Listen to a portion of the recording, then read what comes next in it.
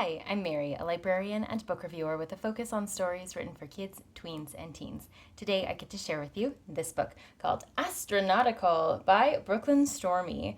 This is the story of two brothers, Max and Larry, who behave like normal brothers. There's a lot of conflict. One's always trying to be in charge, and the other one can't seem to do anything right. But when their father is kidnapped, they have to set out on a journey across their galaxy in order to find him. Their planet, Zephyr, has been destroyed, so there's a lot of disparate pieces to go through, and luckily they make some friends along the way who help them on their journey, but they're constantly being chased by the people or creatures who've taken their father, and they have to figure out how to get him back without making them more aware of where they are. So, as the story comes together, they start to learn a little bit more about themselves and each other and how they fit into the world. And together, they're able to find a solution that just might work for everyone.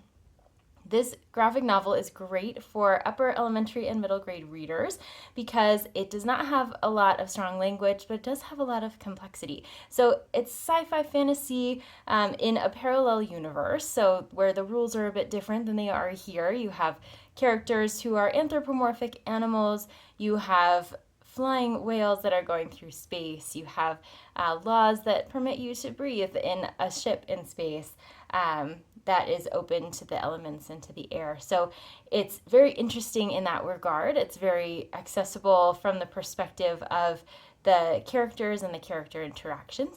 And then also there's a lot of real science woven into this fantasy science fiction storytelling.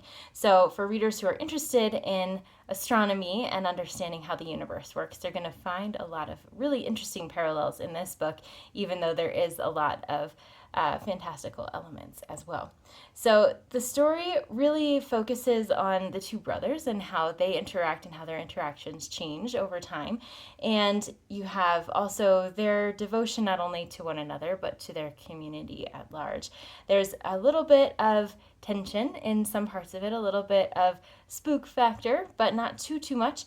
And it is a graphic novel, so lots and lots of visuals, word bubbles, a lot of emotion on the faces of the characters also, and a lot of humor. So there's some humor that happens both in the images and in the text with puns and things like that. So readers will find this to be a lighthearted yet also emotionally poignant story.